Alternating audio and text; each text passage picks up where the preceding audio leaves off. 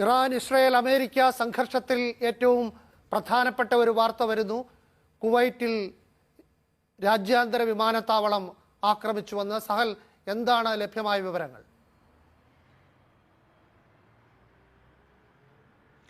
ബിനു, ഇത് ഔദ്യോഗികമായി തന്നെ കുവൈത്ത് എയർപോർട്ട്സ് അറിയിച്ചിരിക്കുകയാണ്. അതായത് കുവൈത്ത് അന്താരാഷ്ട്ര വിമാനത്താവളത്തിന്റെ ടെർമിനൽ 1 പാസഞ്ചർ ബിൽഡിംഗിൽ ഇറാന്റെ ഡ്രോൺ ആക്രമണം ഉണ്ടായിരിക്കുന്നു. ഇറാന്റെ ഡ്രോൺ ഇതിനുള്ളിൽ പതിച്ചതായാണ് പറയുന്നത്. ജീവനക്കാർക്ക് നേരിയ പരിക്കേറ്റു എന്നുള്ളതാണ് ഇപ്പോൾ കുവൈത്ത് അറിയിച്ചിരിക്കുന്നത്.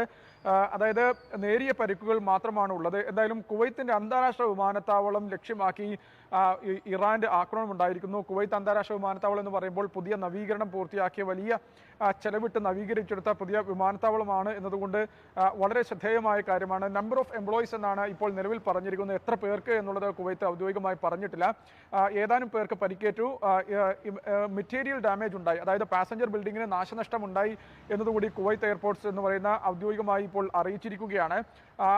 വക്താവിന്റെ ഔദ്യോഗികമായ ഒരു വിശദീകരണം നൽകിയിട്ടുണ്ട്. അതായത് ഈ ആക്രമണം ഉണ്ടായ ഉടനെ തന്നെ അടിയന്തര നടപടികൾ സ്വീകരിച്ചു എന്നുള്ളതാണ്. ഇത് വളരെ സുരക്ഷ പാലിച്ചുകൊണ്ടും ശ്രദ്ധയോടുകൂടിയും ഇക്കാര്യം കൈകാര്യം ചെയ്തു എന്നുള്ളതാണ് ഇപ്പോൾ കുവൈത്ത് എയർപോർട്ട് അറിയിച്ചിരിക്കുന്നത്. അപ്പോൾ ഇറാന്റെ ലക്ഷ്യം വ്യക്തമാണ്. സൈനിക കേന്ദ്രങ്ങൾക്കപ്പുറത്തേക്ക് അമേരിക്ക അല്ലെങ്കിൽ അത്തരത്തിലുള്ള കണ്ണുപൂട്ടിയുള്ള ആക്രമണം എന്ന് പറയാവുന്ന തരത്തിലേക്ക് ഇറാന്റെ സ്വഭാവം മാറുന്നു എന്ന് വേണമെങ്കിൽ വിലയിരുത്താവുന്ന തരത്തിലാണ് ഇപ്പോൾ ഈ കാര്യങ്ങൾ പോകുന്നത്. ഒപ്പം UAE-യിൽ ചില ഇടങ്ങളിൽ കൂടി ആക്രമണം ഉണ്ടാകുന്നതായും സ്ഫോടന ശബ്ദം കേൾക്കുന്നതായും വ്യോമ പ്രതിരോധ സംവിധാനങ്ങൾ പ്രവർത്തിക്കുന്നതായുമുള്ള വിവിധ റിപ്പോർട്ടുകൾ വിവിധ ഇടങ്ങളിൽ നിന്ന് വിവിധ ആളുകൾ പറയുന്നുണ്ട്.